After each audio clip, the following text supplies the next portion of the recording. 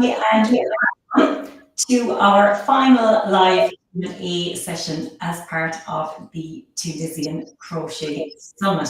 So for this session, I am delighted to be joined by Noorain from Noors Knits. Noorain's class was all about Tunisian crochet colorwork, and I have to say it is one of the most fascinating topics for me in Tunisian crochet. So I'm really glad that you had an opportunity to share it with us. So in the chat, please let us know whereabouts in the world you are calling in from. So for me, it is now 9 p.m. in the evening. So I am getting to the final stages of my day. So Noorain, would you like to introduce yourself and tell us a little bit about your design, business, and how you got started with Tunisian crochet?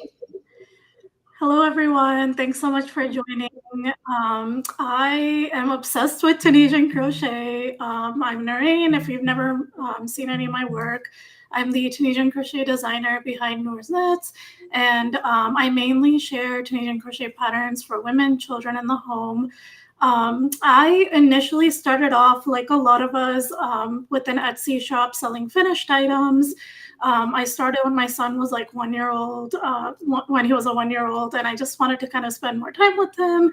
So I focused on an Etsy shop, and I had no idea about this whole world of designing, that there was this whole other world. And then like a few years down the road after I started that shop, I got to see a lot of different designers. I met a lot of different designers via Instagram, and then it just kind of evolved from there. I became a designer. I started sharing tutorials on YouTube. So I have my own YouTube channel. I share free patterns and paid patterns. I have patterns on Etsy, Ravelry, a lot of different platforms, even Lovecrafts and Ribbler. Ribbler, I'm still kind of getting used to. There's only a few on there. But that's kind of how I started and what I share. And I'm so happy about this Tunisian Crochet Summit because I want everyone to be on the Tunisian trade and just kind of know about Tunisian crochet. I think it's gaining popularity. It's been gaining popularity over like the past couple of years. I feel like I'm sure like it's an older craft, but now it's like re-emerging. And I'm so happy to be sharing about color work because there's just so much in Tunisian crochet that has to do with color work. There's so many different ways to do it. And I have a few colorwork designs. I have another one in progress that I shared about today, but I'm so happy to be here. Let us know if you have questions. I'll pass it back to Sarah if she has anything else to add. Yeah. So I'm just looking at all the places that we have people checking in from. So they're all over the world. So we have some people in Austin, New York, UK, Florida, South Africa. Oh my goodness, it's great. Yeah, I'm so happy to get to spend a little bit of time with you. So yeah, for me, I think what made me fall in love with Tunisian crochet was when I saw the Tunisian simple stitch worked in two colors. So with one color on the forward pass and one on the return pass. And I just thought, oh my God, that is so beautiful. It looks like it's woven. You cannot get that effect with regular crochet unless you want to do some kind of really complicated color changing.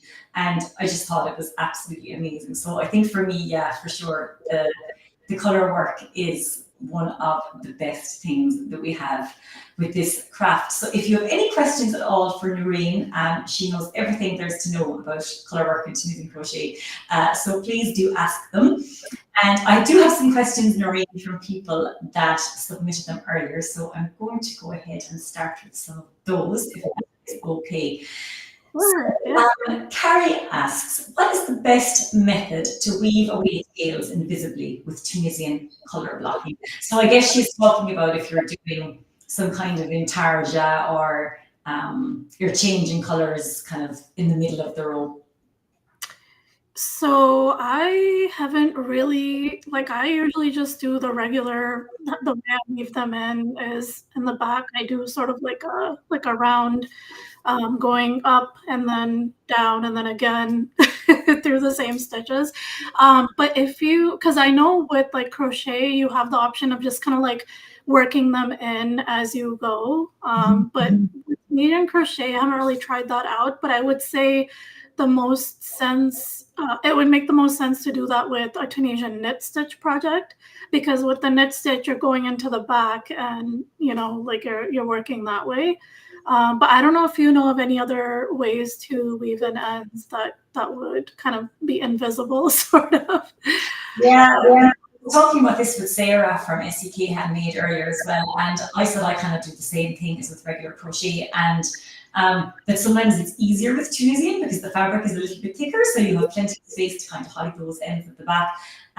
The only extra thing that she added, which was a good point that I didn't think of, was to make sure that you are weaving your end in to the same color. So if you have block of color that's red, weave in your red end there, and then if you have something white, weave in your white end. That's a really good tip, yeah, because sometimes you just get like lazy and you want to finish up the project quickly, and then you just, you know. But yeah, definitely weave into the same color so it doesn't show on the. Weaving in general, it's hard to get it completely. Yeah.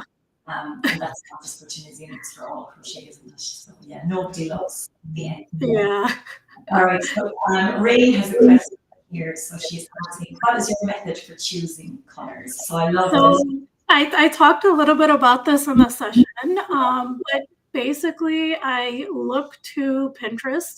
Pinterest is a really great resource to use. It's not just for pinning recipes and things like that, or like stitches, but even to just get inspiration, color inspiration, like what works good together. You know, if there's a certain, like if you're doing a seasonal project and you're looking at like a, you know, a fall project, or you're looking at a spring project, if you literally just type in like fall fashion, spring fashion, you'll get to see some of the colors that would look good together. Even if you're not making like a, you know, fashion, like a garment or something, even if you're working on like a bag or an accessory, that's a really great place to start, I think. Pinterest is amazing. And it's a free resource. You just, you know, type in like keywords and it'll give you really great like combinations. It'll give you like palettes. I think that's a great place to start when you're looking at colors. Yeah, absolutely right. And I know I'm a bit impatient, and usually I don't want to do any of the pre-work, so don't want to make the gauge swatch, don't want to go to the bother of making a mood board, just want to get started. But any time that I take time to actually do the setup work and put a little bit of effort into the start, it always turns out way better. Because I think you're right about mood boards. If you can see how the colors are going to look together, and even if you can get something similar that's not crochet at all, but you have a picture of it, it just gives you a good idea. Exactly. Yeah. And like I prefer, like I've been preferring like contrast colors when I'm doing work, just to like showcase the stitches better, showcase the textures. I think it really does a good job doing that when you do contrasting colors. So and I think Tunisian as well is that you can create this lovely gradient. So if you have two colors, it's really nice to just start off at the top of one and then do your two-tone where you're having forward pass in one color, the return in another, and then you can kind of fade in to the second color. So that's a really nice effect, I think, that you can get, isn't it, with Tunisian? Yeah, absolutely. There's just so much. There's another like concept that I couldn't really cover in the session because obviously there's limited time, but cross stitch and Tunisian simple stitch is a whole other world because it's literally a grid. It's an open canvas, open grid that you can work up any sort of picture. I love cross stitch and I think it just looks so beautiful. I recently released a pattern, like a free pattern. It's a rug pattern. It's literally just clouds on a blue background and it looks so cute. Because someone was asking a question about that earlier. She was making a blanket and she wanted to do an emblem on it, and she was asking about doing it in cross stitch, and neither Christine from Ambassador Crochet or myself had done it, so we weren't actually able to help her too much in that regard. So you have actually done cross stitch on it. I have a tutorial on YouTube. It's pretty much cross stitch the way you would normally do cross stitch, but worked like on the grid of the Tunisian crochet, which is really cool to me. Yeah, that is really cool. I'm just going to find a link to your YouTube channel so that I can. Yeah, I'm gonna. I have a bunch of my. You said with the same. With that I'm gonna show you guys the rug if I can. Can I share the rug? Yeah. So yeah, this is kind of what it looks like. Honestly, it's kind of small, but you can make it bigger by just adding more stitches. So it's literally just a canvas. So look, it's just cross stitch.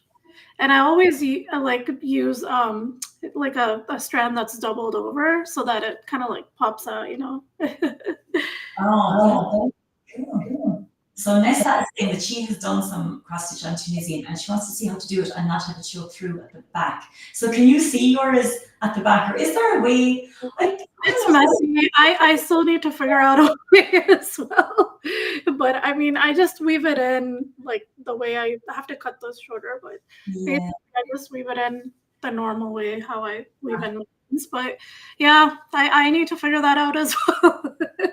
Yeah, I kind of can't think of a way that you could not have it show through. Yeah, because I don't know. It's Yeah. not. It's kind of hard with cross stitch. Yeah. Yeah. So just make a project that you're not too bothered about the back. Yeah, pretty much. Or you could just add like another layer on the back. That's sometimes what I. Yeah, that's an option. It would be really nice for a pillow or something, wouldn't it? Where you're going to cover it. Yeah, absolutely. Oh, that's great. Okay, I'm glad we were able to link to your channel to show how to do that. So that's super helpful. Oh, thank you so much. Yeah. Andrea is saying the back of projects with cross stitch can benefit from a fabric backing. Oh, that's a really good idea, isn't it? If you sew some fabric on the back to cover it. Oh, right. Yeah, that's a good idea. That's a really good idea. Yeah. I like that. Okay, let me just go back to my list of questions here. So, do you have any tips for keeping multiple colors from tangling? In Tunisian crochet? I haven't used this yet, but I know there are like, you know, notions and things that you can use. Basically those, I don't know what they're called, like spools, I guess, or yeah, that you could use. And that way you're working with only a little bit at a time and it doesn't get tangled up, or use a project bag with the holes so that, you know, they're not getting tangled up. But honestly, I've always that's something I always deal with working on projects that are color work. You will have tangling, but in the middle, just take some time to like unravel it in between so it doesn't get too crazy. That's what I do. So yeah, the same. I did see a video on Instagram once where somebody had all of the little balls in bowls. So then she would just like move the bowls around. Okay. So if you were sitting at a table and you had plenty of space, I guess that would work. But yeah, I kind of do the same. They get a bit tangled up. I untangle them. Continue on. Or just have them like really far apart, I guess. Yeah, one over on this side, one on this side. Okay, great. Let's keep on going through the questions. And if you are live here with us and you want to ask anything else, please do let us know. Okay, here is one. How do you change color in the middle of a row? I can't seem to do it without leaving a little gap in the row. So I think in your video, which actually isn't going to be on the free summit page until tomorrow, but this is a spoiler. Yeah, it's going live for this. So yeah, how do you change colors in the middle of the row and stop it from? So every time I change colors in the middle of the row or literally anywhere, I always twist the yarn in the back. So I have the video in the session. Yeah, and I ever did that twisting thing, and it's really good. And make sure like you're tightening as you go, because when you work the stitches, it's like. Yeah, that's true. You have to give a little pull, don't you, when you change colors, because otherwise your lip will be kind of just. Yeah, absolutely. Every time you just have to be conscious and just do that, because otherwise it's not gonna. There will be holes. So. So back to our tangled ends at the back. So Nessa is saying that she's used bobbins. Yeah, and the wheat crochet has a special notion to help with color work. Oh, isn't going to look that up. Wheat crochet has some really great accessories. I'll have to say that. I agree. Yeah, they just don't ship to where I'm living. No, they don't ship to you. I'm not in the UK, so I know from the UK that I can get stuff shipped to, but I'm actually in Spain. So they don't ship to Europe. Yeah. No. Maybe someday, but yeah, I have contacts that Yeah. I thought they did. That's yeah. So Andrea is asking, do you ever make projects with colours carried through, like in Farah knitting, or do you prefer intarsia for this kind of project as well? So I guess do you float the yarn, you carry the yarn underneath, and then you cloth at the back. Yeah, I feel like I have done projects where I do carry the yarn in the back. Yeah. So I've done both, I think.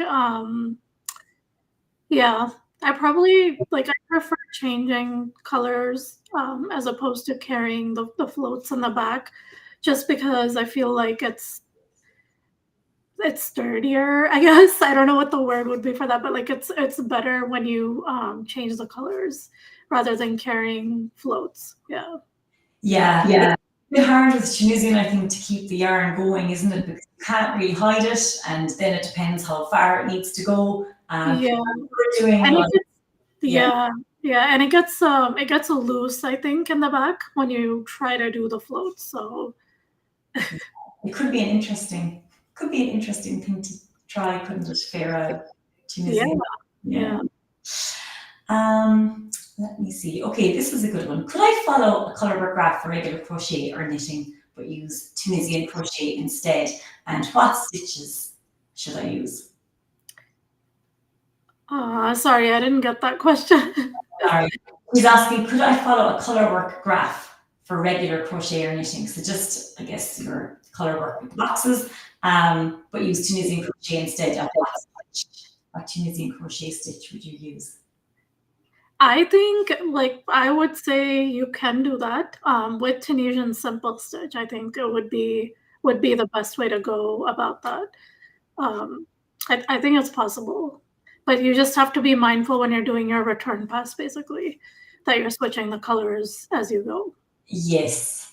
Yeah, so you have two color changes, don't you? You have to do one on the forward pass and then do the exact same on the return pass to make it look, like the graph.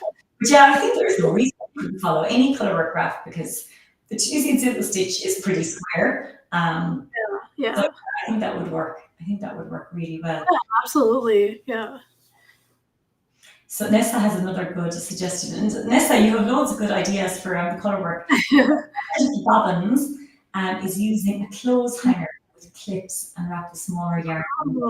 Oh, that's a good idea. Yeah, I used to do this actually. It was, those sewing clips. If I had like a small bobbin, I would just kind of clip it to the side so then it wasn't like taking off. In the way, yeah. Yeah, that's a good idea.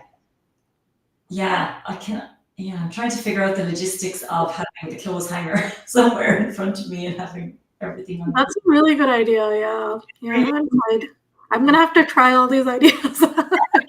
Let's start a new colorwork project just for that. Yeah, maybe we've been suffering with tangled for too long. We don't need to anymore. So Elaine is saying that she has done Farah on Tunisian crochet and it was more complicated than regular because of the two passes. Yeah, I'd imagine it would if you're doing loads of color changes. It's going to be a bit tricky to have to do it twice, isn't it? It just looks so beautiful. Like in the end, it's worth it. Yeah. Yeah. To have contributed to the VIP pass is beautiful, and I think it's probably a really good introductory project for colorwork. Do you have it actually there? Yeah, I was gonna ask you if I can show it. Yeah, show it, of course. Oh my goodness. So this is the Snowscape scarf that I designed in collaboration with Hobie a couple of months ago, I think end of last year. And it's just so pretty. I fell in love with this yarn. It's called Pearly Haze. And I used the Tunisian knit stitch. And I couldn't I did a poll and everything, if I should do color blocking or do like stripe work. And I got like a response, but I still went with I think people wanted stripe work. And I still went with both because I couldn't decide and I just loved how it looked. So I did one side, it's like a color block, and then there's fringe on there. and then the other side is just stripe work, and it's like basic. But you have the best of both worlds. It's like a bold statement scarf, which I really, yeah. Yeah, I think it would be a really good pattern for someone who hasn't done any Tunisian crochet color work. Yeah, but it's not too complicated, and yeah, I think that's and it looks knit, so that's the best part. So Elaine is saying that she didn't twist the yarn when changing color, or there weren't any holes to Tunisian knit stitch. Maybe certain stitches will create holes if they are twisted. Yeah, maybe it's more Tunisian simple stitch, because I guess with the knit stitch you're going right into the middle, aren't you? So maybe there's less. And I feel like the knit stitch is a little tighter than the other stitches. Yeah. Right. All right. Thanks, Elaine. I'm glad that we have so many people here that are so knowledgeable about all this. It's wonderful. Yeah. Well, Elaine, I think you had asked a question actually about changing color barrel, and we've gone through all of that. So this is one that we kind of have discussed as well, but I have seen Tunisian crochet projects look like they have a gradient effect. How is this done? So this is our two-tone rose, I guess. Yeah. Working the forward pass in a different color and the return pass. I just recently, I guess, started doing it. I've been seeing it everywhere, and then I gave it a try, and I'm like, this is absolutely amazing. It looks beautiful. Now, I've only ever tried it with the Tunisian simple stitch. Have you ever tried that effect with other stitches, and does it look different, or? I haven't, but I believe it would look different. Like imagine honeycomb stitch, or the knit stitch. I think it would. Yeah. That could be worth a try. It sounds like it would be really nice. Yeah, it would look really pretty. That sounds great. Okay, so I think I have exhausted all of the questions that we had pre-submitted. So if anyone has anything else they would like to ask Noorain, then please do. So I'm going to go and grab some of your links, Noorain. I think I shared your YouTube channel already. Thank you so much. Yeah, I've been trying to grow my YouTube audience, so please subscribe. If you want more Tunisian crochet stitches. That's great. So I'm going to share your blog as well. And is there anywhere else? What's the best place for people to find you or to follow your patterns? Are you on Instagram or Facebook or? I'm on all the channels. You could add the links, whichever links that. Sure. I'll add the Instagram. Yeah, Instagram is pretty. Yeah, I'm pretty active on Instagram. They can sign up to my newsletter during the summit. And I don't know if they can sign up for my newsletter and get a copy. So that's another beautiful colorwork one. So when your video is available tomorrow, underneath that is a link to sign up to your newsletter, and then people will be able to get that pattern. That's a really good opportunity to get another Tunisian crochet pattern. So the final thing I'm going to do is just mention our VIP pass. So let me just find the link for that. So with that, you will get Noorain's beautiful scarf pattern that we just saw there, and you'll also get 13 other patterns from the designers, as well as lifetime access to all of the videos and replays of all these Q&A sessions, and a beautiful ebook as well that covers all of the Tunisian crochet topics that we were talking about over these few days. So thank you so much, everybody, for joining us. Thank you, Noorain, for being the final Q&A person. So it's been, we've gone through a lot. I feel like we've covered a lot of Tunisian crochet topics, and there are even more to come tomorrow. So if you are around tomorrow, please join us. We are starting a little bit earlier, so I just need to double check the time zone, because the first two designers that we have in the Q&A sessions are based in Australia. So we did have to do a little jiggling of our time zones there. So the first Q&A is with Abby from Abby Made, and that is at 8 a.m. Eastern time. Bright and early for a lot of people.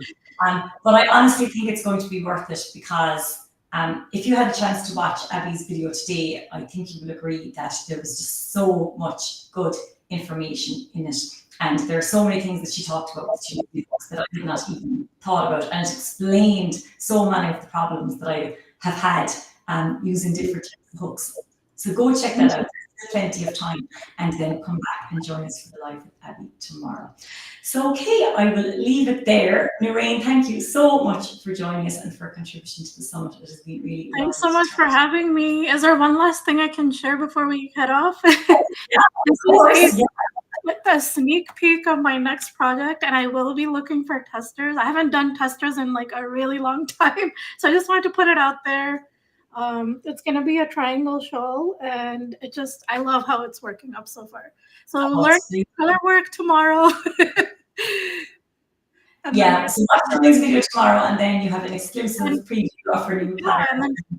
Follow along with the development of this next design. I hope you guys watch tomorrow and join in on the colorwork fun. I'd say after this, there'll be lots of people watching tomorrow for sure. All right. Thank you so much, Noorain, and take care, everybody. See you tomorrow.